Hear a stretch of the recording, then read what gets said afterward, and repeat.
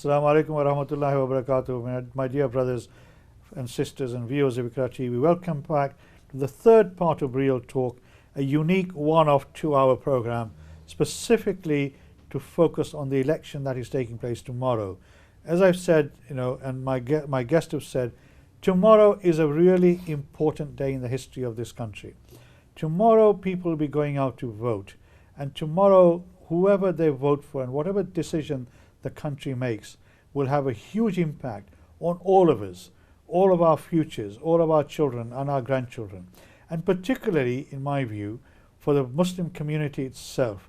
Because if we have a party that comes in which does not understand the needs of the Muslim community, the issues that are important to the Muslim community, we could be now facing a future which is very bleak when it comes to the protecting our faith. So we've been talking about the importance of going out there and vote. And before we went to the break, we talked about young people. And as one of my young persons who are in this studio, who's reluctant to come on air at the moment, has just reminded me, the future is the young. We have, me and Ishtiyaq, well, not the others, but me and Ishtiyaq have been around for many, many generations, and we've fought our fight. But as he says, the fire is still in our belly to fight for social justice and equality for everyone. But the real future lies in the hands of the young people. And we talked about apathy within young people at the moment. And Ishtiyaq mentioned why, to a certain extent, there's apathy. And some of my other colleagues mentioned, in their opinion, why people feel disengaged and disenfranchised and disillusioned by the whole political structure. So let me focus around this for the next part of the program.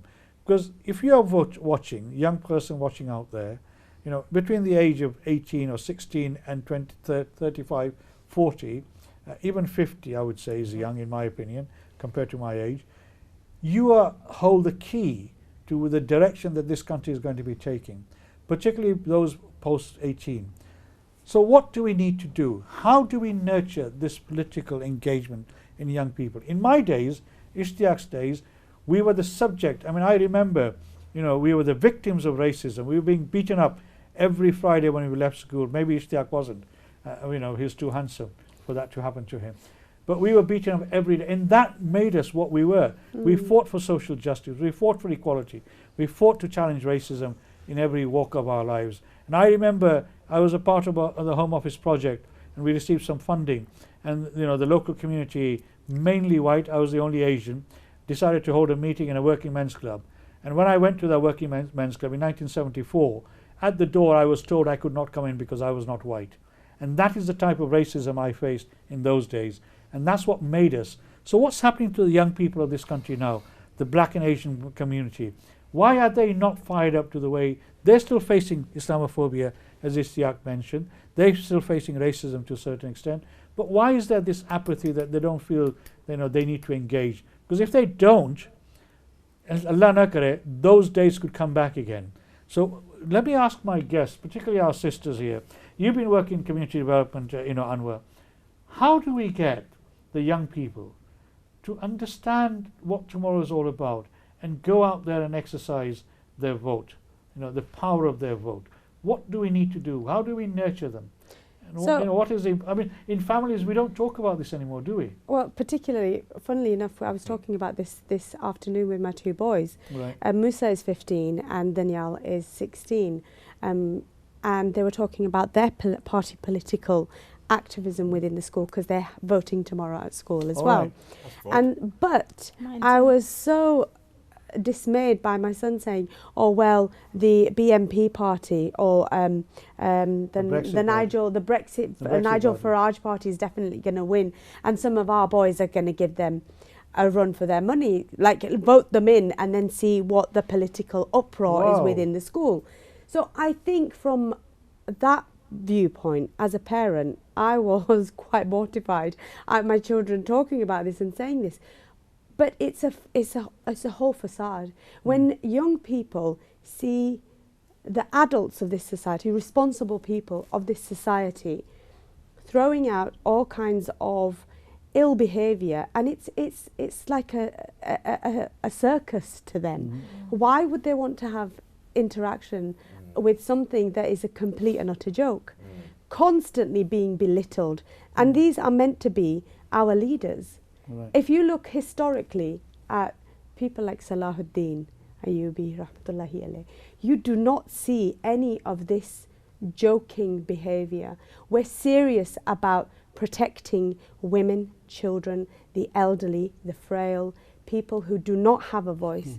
Where is our government giving these people that kind of So you're platform? talking about the quality of the candidates that they have. The quality of the candidates, but just just everything that's going on. We have people like, I don't even want to mention her name, Katie Hopkins, as an advocate for Britain, for white Britain really. And just to be honest with you, please, everybody go out and vote tomorrow, because she's promised that she's packing her bags and leaving the country if Labour win. So just purely for that. That should be sufficient for everybody. That should be sufficient for everybody to go out and vote. That's enough of an incentive for our whole Yeah. society to rid of somebody I mean, as she's the one who vile as described that. asylum seekers and refugees as cockroaches. Absolutely. Yeah. And the same narrative from our leader, he's never made an apology. The narrative is the same. We can't be racist to Muslims because they're not a race.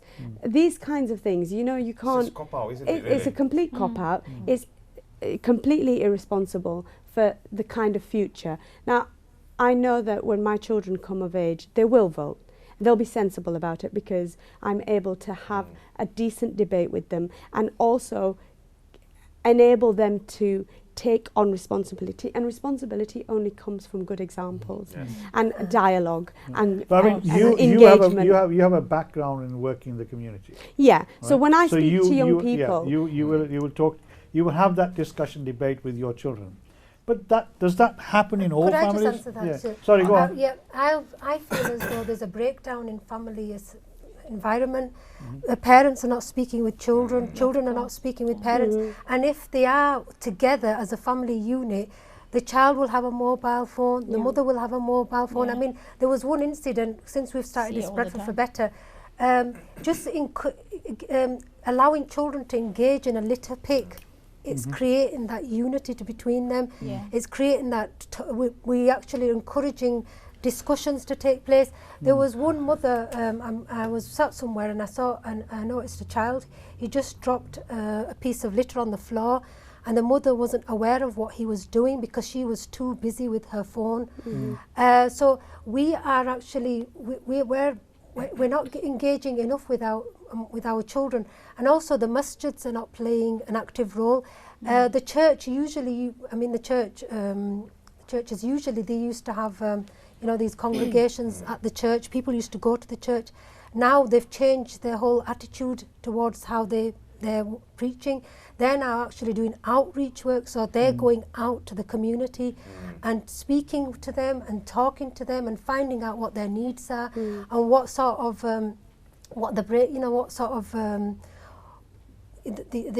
what's happening in the community. So what we need to do is that as masjids, we need to also adopt that way of thinking, and we need to do a lot of outreach work. We need to go out and speak with the young people, find out where they are, whether they are in cars, because you'll find so many parked up. I mean, I've been speaking to a lot of young people since we've started Breakfast for Better, and this is that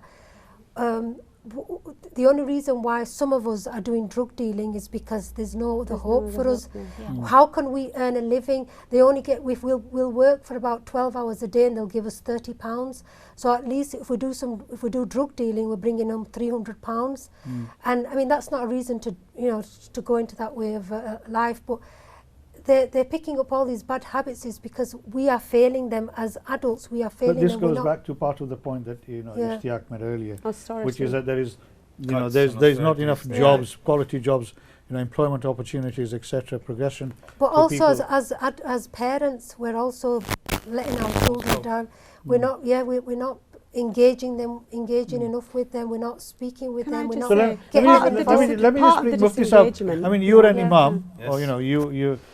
I mean, and I just mentioned about madrasas and mosques, etc.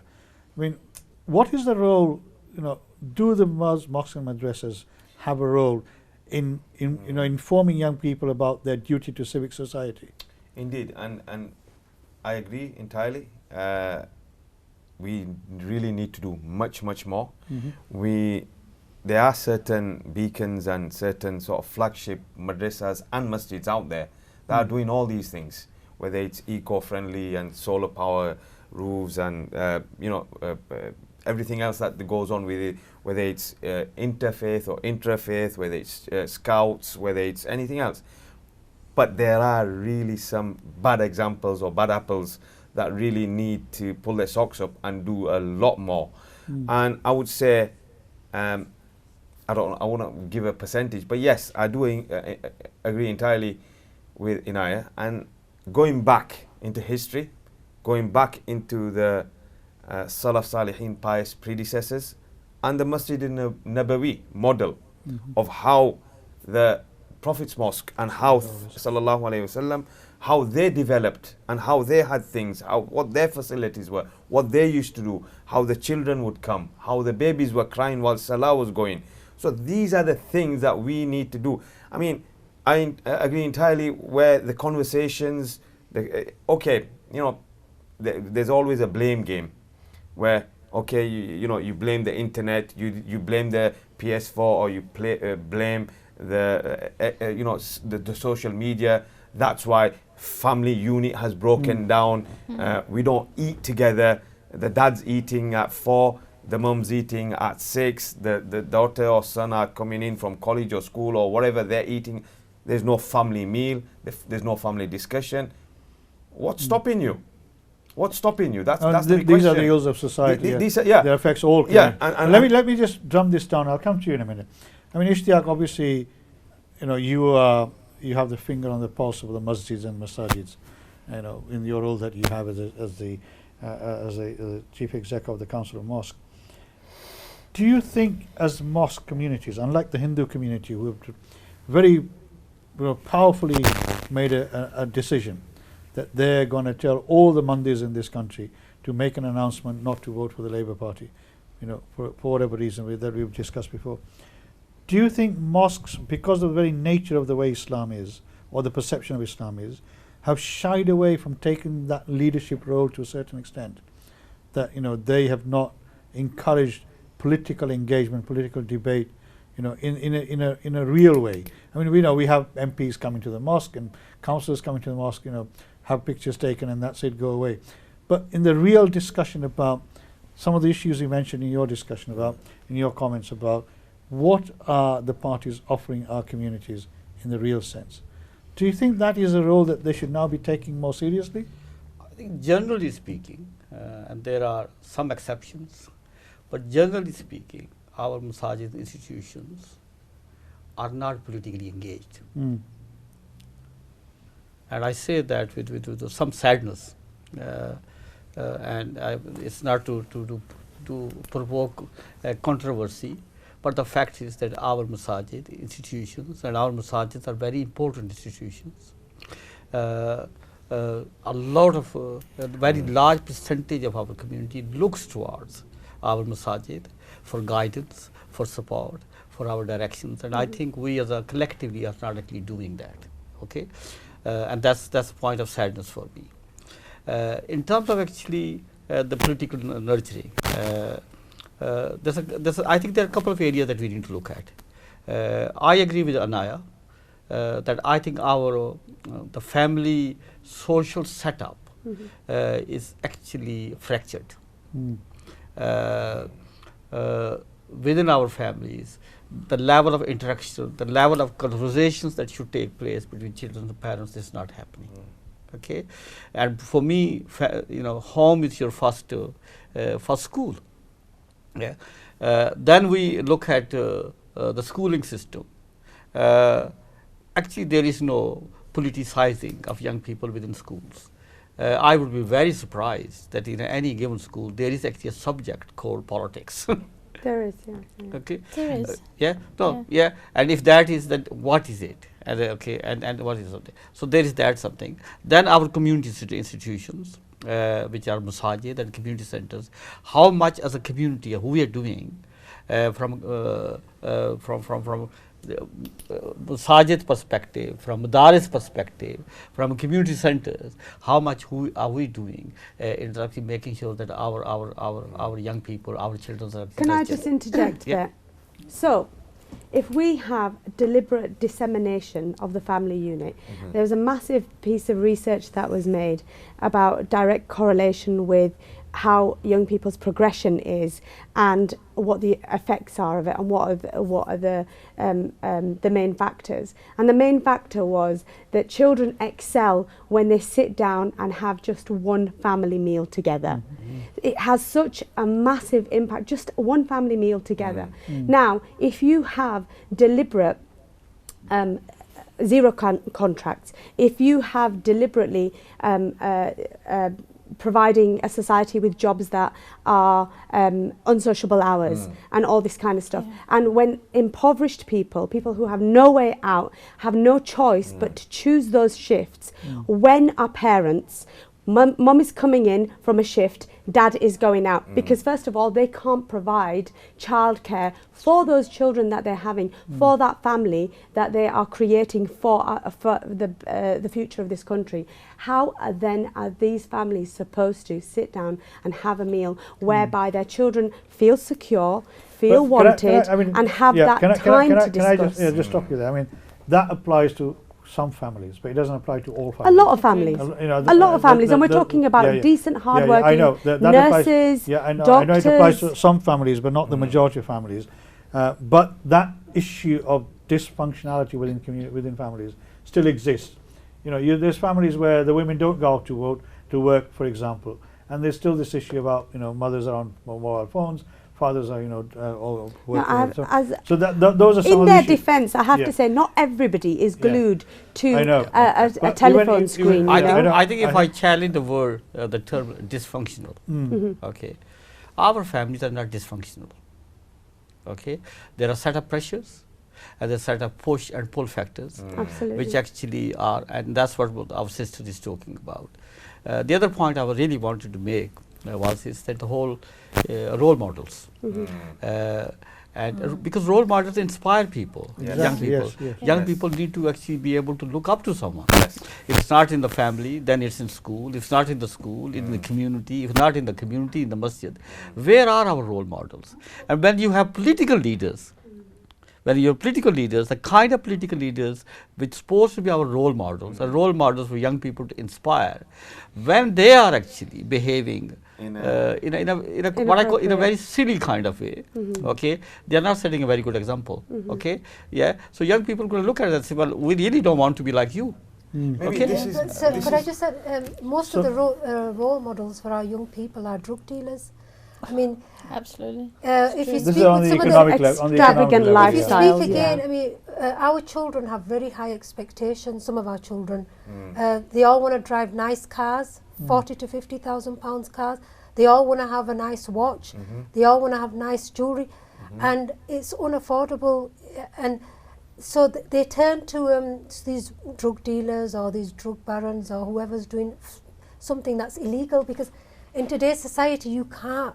In Bradford, you can't earn a decent living unless you're on something, when you're doing something bad. And that's what they believe in. And also, I feel that the only way we can completely eliminate or minimize the effect, some of these drug dealers is the masjids needs to ostracize these people. They need to say that you are not welcome in our masjid. We don't want your money. Because what they'll do is that, and I've been told this by quite a few people, where some drug dealers, when they go into the masjid, they'll have £50 in one pocket and they'll have £5 in the other pocket. And they were saying that there's one Baba that knows that I'm a drug dealer, so he says, no, give me more. So he says he takes out the £50 and gives them the £50. So, I mean, these are like... I understand your position. So we've got to ostracize these people. I understand that. Let me just come back to... The issue of voting. I mean, role models is important, absolutely vital. And I know we've had a program on antisocial behaviour, criminality, you know, where young people are sort of going and who they're following, etc. But I mean, let me bring this back. The family is absolutely vital and important, as you know you've mentioned, as the Ishtiaq has mentioned. And the reason why I use the term dysfunctional is deliberate to a certain extent, to provoke this discussion, debate. Because if the parents, as you say, don't have that singular meal, given whatever the circumstances, it does have an impact. And as I say, not all families are having, well, quite a lot of the families do have this issue where the father goes out and mother goes out, etc. They're never together. So they don't have the opportunity to have a singular meal. But there are other families where that's not the case. But in terms of getting people, young people, to come out and vote and to exercise that vote, role models, as you say, are important. Where from are we going to get these role models that young people can look up and say, yeah, I want to be like that person? I think role models are actually developed, created and nurtured. Okay, and what we are talking about is that within our communities, within our societies, actually the kind of role models that we have. Okay, look at the parliament and look at the members of parliament. Okay, here is something. If you just count the number of scandals of dishonesty, fraud within the members of parliament in the House of Commons and the parliament, and what is the biggest issue about Boris Johnson? Someone said to me, I know he is dishonest and tells lies, okay, but he is going to get us out of Brexit. So that is my reason for voting on him. Okay, what is the issue about Jeremy Corbyn? People say that someone said this morning, I think, was saying is that he's known to say one thing in public and then say something else in private. Okay, so there is a massive distrust. Okay, voters and particularly young people actually don't trust our political leaders. Okay, they are not inspired by them. Something. So I think there's something about as a society where we have to restore that or something. But the role models should come from our will come our community. But they will not come unless we start investing and actually planning and making sure that we have within our communities. And I think some of things that Naya said, I totally agree. Sometimes we as a community are very guilty of actually pushing things under the carpet. Don't let it come open because it brings disgrace and this kind of something. We as a community have also issues as a parent, as a community institutions, and saying, okay, there are some of things that we have done in the past, we need to do differently. Okay, one of the reasons. So one of the young person who was actually politically really wanted to be a political activist said, I want to become a councillor, but I'm not going to have even look in, because what will happen, the very social structures in our community are such that they will only vote for people who have connections. They are not going to look at me on my merit. They are not going to look at me what I have to offer, because people is who knows who. I think we as a community need to look at and say, what is it that we as a community are doing with the talent, the emerging talent, and how do we actually bring it? Our community is not short of talent. Our young people are not short of talent. They are not short of ability. What they don't have space, and they don't have the right level of support and role models to look up to. We as a community must invest, and if we don't invest, I don't actually see the situation getting any better. Let me just bring Mufti Sahib in, because obviously as an imam, I mean, I totally agree with Ishtiyaq and Inayat that the mosque and the madrasas can play a very important role. But as I was reminded at one stage by Qari Yasim at a meeting in the Home Office, that, the mosque and the madrasas are not the panacea for everything. There are other issues that also surround this. I mean, as an imam, where do you think that the mosque and the madrasas have not taken the lead, and how can you change that narrative? Okay. Or should they take the lead? They should. They deep question, a long answer. And we haven't got much. The short time. Couple of things there. I mean, we suffer from self-low esteem as a community sometimes, I feel. Yeah. We're not celebrating. We're not recognizing. We're not giving credit where it's due. We've got fantastic, well-to-do and thriving business people or businesses. Recognize them, congratulate them, celebrate them. You've got professionals in all walks of life, right? Whether they're Asian, Muslim, doctors in specialist fields of brain and heart or whatever. Recognize them, congratulate them, bring these role models into our masjids and madrasas. Whether it's someone who's doing a PhD and is a lecturer in Bradford University, and the struggle his or she's had to go through, whatever it is, you'll have these kind of individuals, and we have fantastic, talented individuals in Bradford or in around the country. Yeah, whether it's sports. I mean, you look at sports. Yeah, cricketers, footballers, boxers. You've got them all there. Absolutely. And why are we not recognizing them? Why are we not tapping into these individuals? These, well, I'm not saying celebrities, but professionals, business, education, whoever they are. I mean, we have these kind of things, events where we'll have individuals coming in and talking. Just yesterday, I was talking to a group of maybe 17, 18-year-olds, from 14 to 18-year-olds in the madrasa. And we were going over the Quran and Tajweed and lesson, but then I said, okay, what do you want to become? What do you want to do? What's your aspiration? Do you want to be an engineer? Do you want to be a doctor? Do you want to be something in the Royal Air Force? Or do you want, someone said, I want to go into the Navy. I was, yeah, we started talking, having that communication dialogue as an imam, as a maulana, as a maktab teacher, or whether you're teaching alif ba or Quran. Take that 5-10 minutes out every day with the children. Absolutely. And give them that encouragement. Excellent point. Also, Yeah, excellent we could point. celebrate- We're coming to the end of the program, so Can I'm going to I- ask you Yeah. very quickly, My- your thoughts. Very quickly, please. My biggest concern is that, leading on from what you were saying, is that we are going to leave and have a society of young people with depression, mental health. These things have all been addressed already, that it's on the massive increase. The government have recognised and said that they will add more money into these areas. But if we do not invest in our youth, if we do not go out and vote tomorrow, people, please go out and vote tomorrow. We're not going to make a change. We are not going to make a change, a better change for our future. Vote Labour, go out, do it, get Jeremy in, and let's have a good change for the future. I mean, as I say, we as a Ummah channel, so IQRA channel and Ummah channel is doing quite a lot of these programs as well. My friend Mohammed Shafiq, who's been on my program, has been getting, councillors and other politicians in. And, as a channel, we can't endorse a particular party, but obviously my guests are at liberty to endorse whoever they feel. And I'm glad that, Anwar has been very vocal in endorsing who she thinks is going to be, should be the next Prime Minister. Inaya, very quickly, your thoughts. I mean, we've had a good discussion. If we don't vote, that, in my opinion, means that we are happy with how the government is functioning. We're happy with Boris Johnson.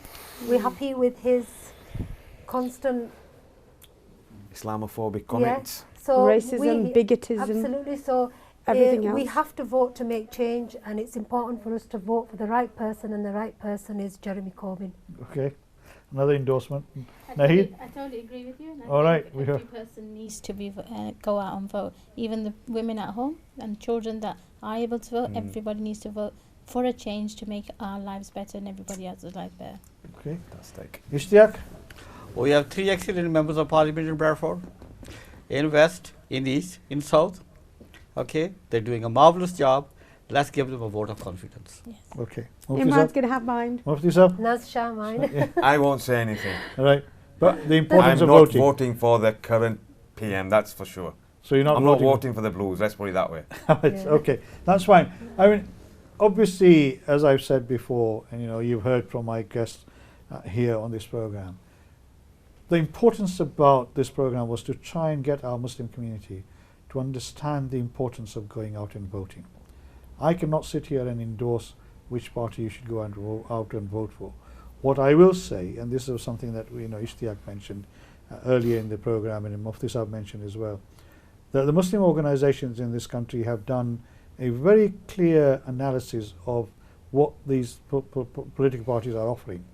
And based on that analysis, they've come up with a conclusion that, in their view, for the Muslim community in this country to have a better future and to try and negate the issues around Islamophobia, you should go out and vote for the Labour Party. That's what they're saying. All I'm saying to you is be very careful, think very carefully, think not just about yourself but the Muslim Ummah itself. Think as what has happened and who has made those comments about Muslims and Muslim women in particular and Islam in the recent past, and not apologize for it. And go out there and vote, and make sure you vote correctly and for the best person that represents you and the Muslim community in your area. So please go out and vote. Thank you for watching this program. I hope you found it really interesting and really informative. Inshallah, I'll see you next week Hopefully we'll have another government in place. Take care. Assalamu alaikum wa rahmatullahi wa barakatuh. Excellent.